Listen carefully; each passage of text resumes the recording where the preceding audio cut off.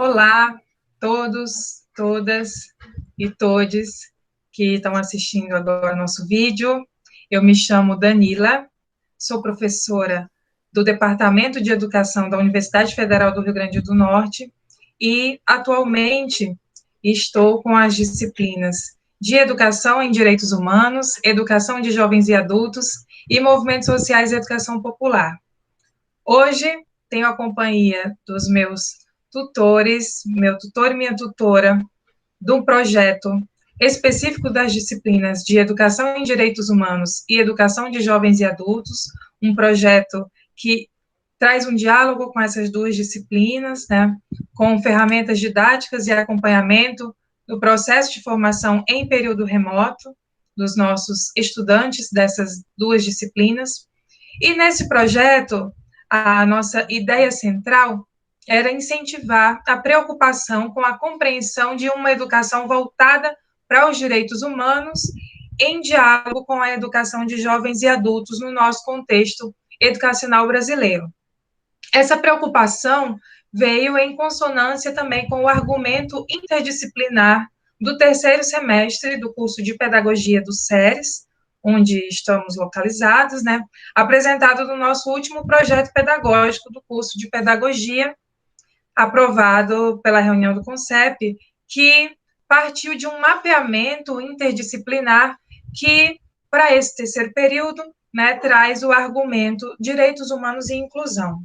E, ao se mobilizar tal debate como parte integrante da nossa formação pedagógica, nós destacamos as principais necessidades da sociedade contemporânea, e aí, decididamente, as sociedades latino-americanas e a sociedade brasileira, que concerne ao exercício da cidadania, né? Ou seja, qual o papel da educação, o papel da educação em direitos humanos, que também compreende a educação de jovens e adultos, essa área de conhecimento que precisa avançar, que está em construção, nesse exercício de práticas de direitos humanos na sala de aula e também na sociedade.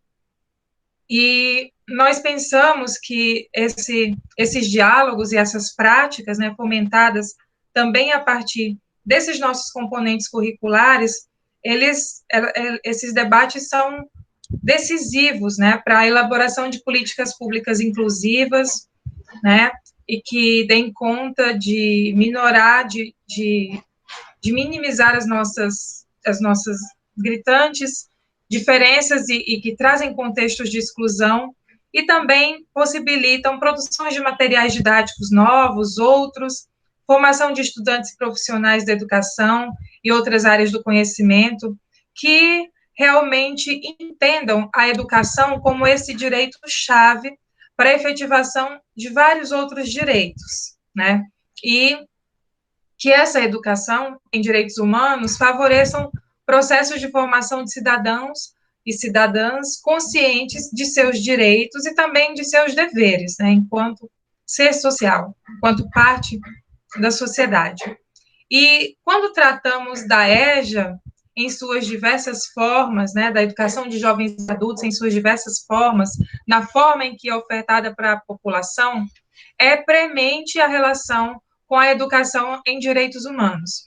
E esse é um legado que o Paulo Freire nos deixa, essa preocupação e esse destaque com a necessidade da educação ser pensada de forma dialógica, pensada e executada, né, a partir de uma síntese cultural de educadores e educandos, pela reconstrução de um conhecimento que, de fato, enfrente a nossa realidade, que nos espelhe, né? E nós, aqui no nosso projeto, né, Hermenegildo e Débora também vão falar um pouco mais sobre isso, nós temos a preocupação também de entender que tratar de educação de jovens e adultos e educação para direitos humanos no Brasil é também enfrentar o problema da desigualdade.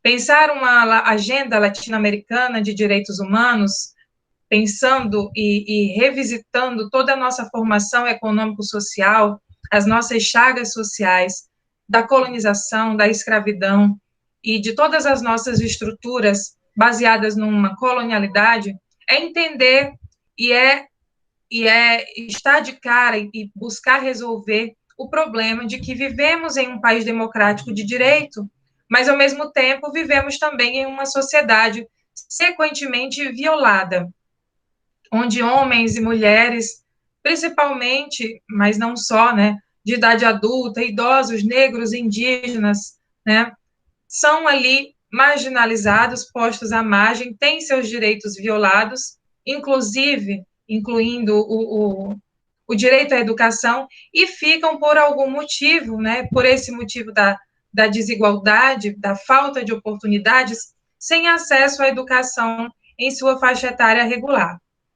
Então, para pensar um pouco essa relação entre EJA e direitos humanos, nós nos amparamos nesse projeto, nesse livro da Vera Capucho, que é da coleção Educação em Direitos Humanos, que tem como título Educação de Jovens e Adultos, Prática Pedagógica e Fortalecimento da Cidadania. Hoje a gente vai conversar um pouco sobre a primeira parte desse livro, né? A primeira parte desse livro que trata justamente da EJA em direitos humanos, da educação de jovens e adultos em diálogo com a educação em direitos humanos, trazendo ainda um pouco das diretrizes nacionais para a educação em direitos humanos e pensando jovens, adultos e idosos como sujeitos de direito e atores de cidadania. Agora, eu passo a palavra para Débora, que é tutora desse projeto, junto comigo, junto com a Hermenegildo, para conversar um pouco com vocês também.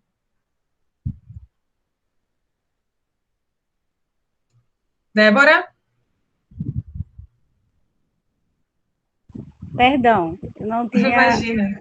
eu não tinha ligado o microfone. Agora sim, olá a todas, Tudo todos, bem. todos.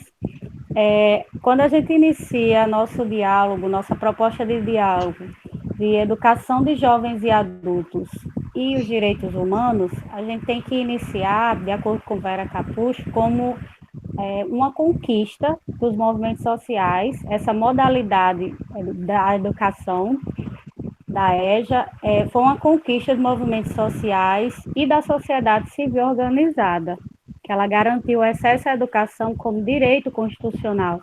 Então, como já foi falado, como uma forma de reparar esse direito violado, o direito universal à educação, a EJA entra como um direito conquistado, modalidade de ensino como um direito conquistado. Quando se fala novamente nesse diálogo de educação de jovens e adultos e educação de direitos humanos, não se deve falar dos direitos humanos ao pé da letra, levar ao pé da letra de uma forma artificial, mas como um assunto que fale de inclusão, de justiça, igualdade e partilha de riquezas. Não seria interessante apenas levar os direitos humanos ao pé da letra, de uma forma de maneira artificial, de maneira geral, trabalhar o direito humano, o direito à moradia, o direito, mas não interrelacionar, não fazer o aluno refletir.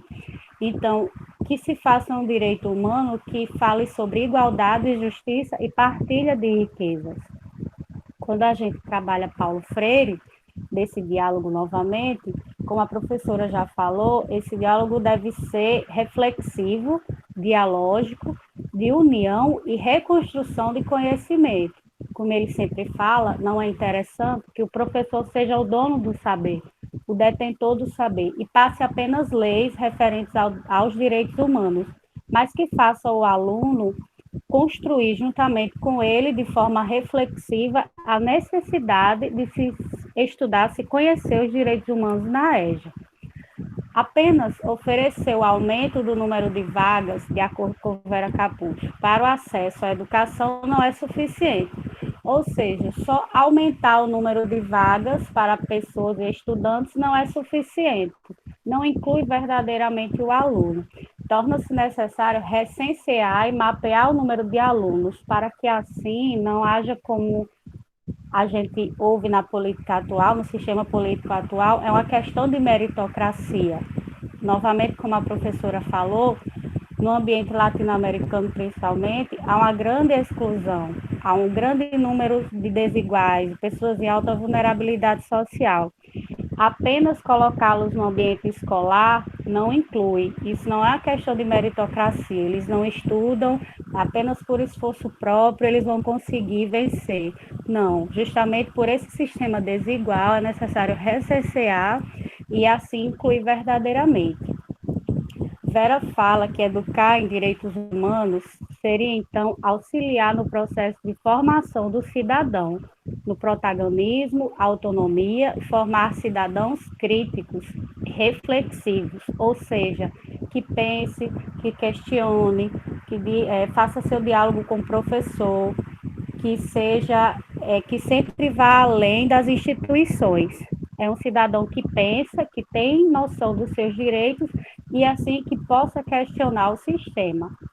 A cultura de educação em direitos humanos deve ser amplamente trabalhada, principalmente no ambiente escolar, porque é nessa instituição, é na escola, o primeiro contato com o saber, com o conhecimento, que essas pessoas com alta vulnerabilidade social, eles começam a ter.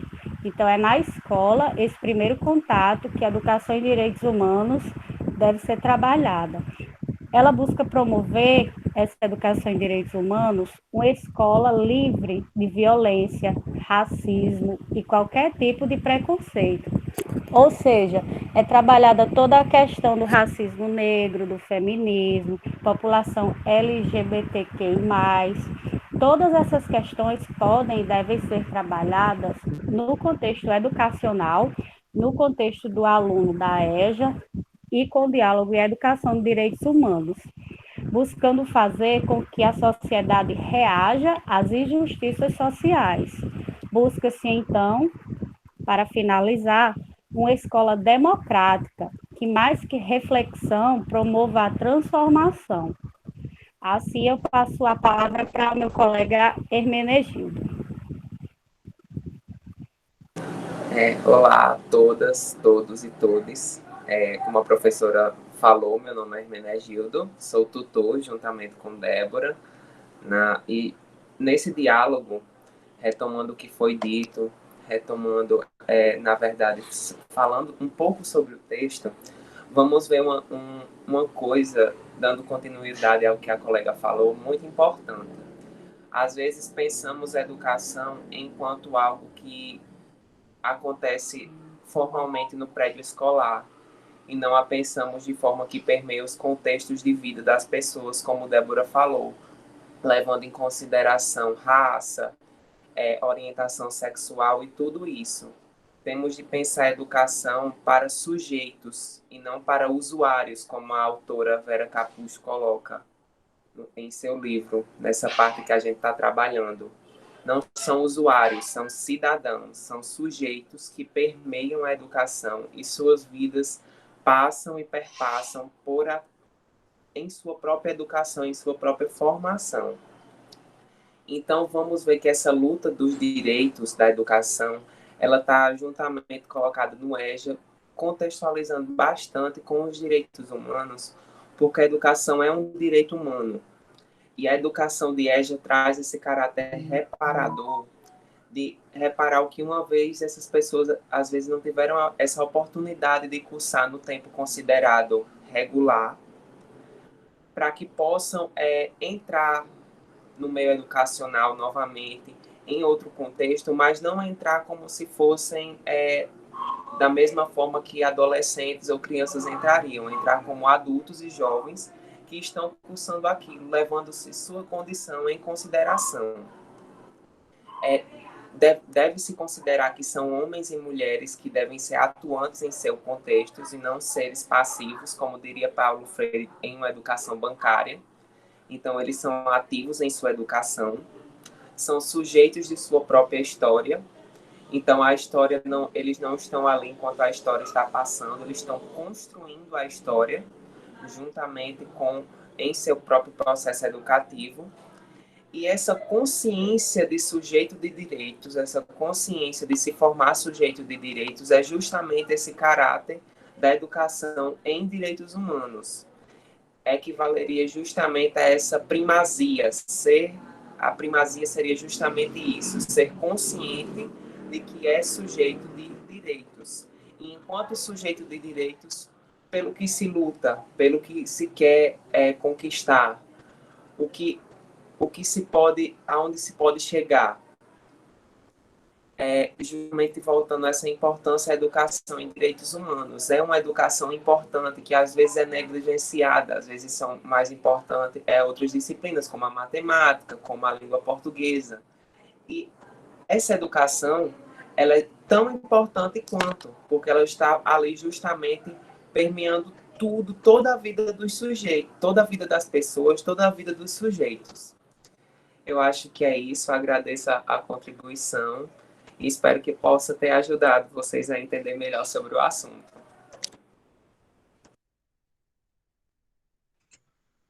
Obrigada, Hermenegildo, obrigada, Débora.